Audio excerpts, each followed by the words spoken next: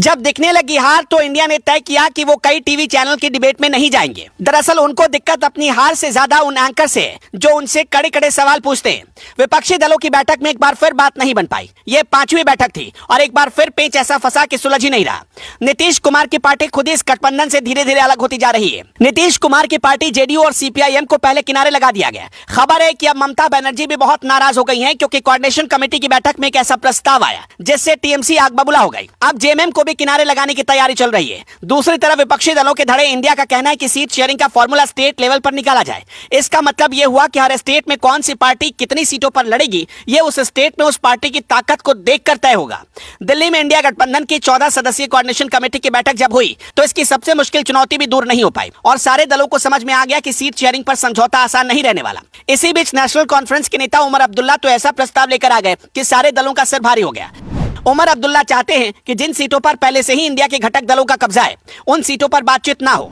Seat sharing पर चर्चा उन सीटों के लिए हो जो बीजेपी या इंडिया से अन्य दलों के पास है। अब्दुल्ला के इस फॉर्मूले का नतीजा यह होगा कि जिन पार्टियों ने जहां अच्छा परफॉर्म नहीं किया होगा उन्हें साइडलाइन कर दिया जाएगा। इंडिया की दिल्ली बैठक में देश भर में एक साथ जनसभाएं करने पर सहमति बनी, लेकिन इसी के साथ विपक्षी दलों का गठबंधन जाति आधारित जनगणना पर जोर देता नजर आया। इसका मतलब एक तरफ नरेंद्र मोदी सबका साथ सबका विकास सबका विश्वास का नारा देते हैं और दूसरी तरफ इंडिया गठबंधन जातिगत जनगणना के जरिए लोगों को बांटना चाहता है। उसे पता है कि मोदी सरकार इसके लिए तैयार नहीं होगी, लेकिन वो इसी बहाने लोगों में फूट डाल सकता है। खबर तो यह भी है कि तृणमूल कांग्रेस के प्रमुख ममता बनर्जी ने मुंबई में हुई पिछली बैठक में ही गठबंधन के एजेंडे में जाति आधारित जनगणना को शामिल न करने की बात कही थी। उन्होंने जाति आधारित जनगणना पर आपत्ति जताई। इसके बाद भी कोऑर्डिनेशन कमेटी की बैठक में इस मुद्दे पर चर्चा की गई और प्रमुखता से रखा गया।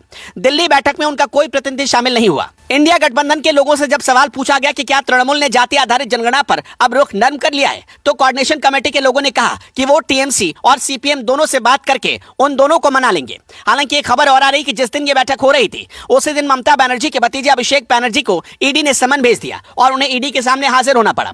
इसलिए इंडिया गठबंधन की बैठक में अभिषेक बनर्जी के नाम की कुर्सी खाली रखी गई।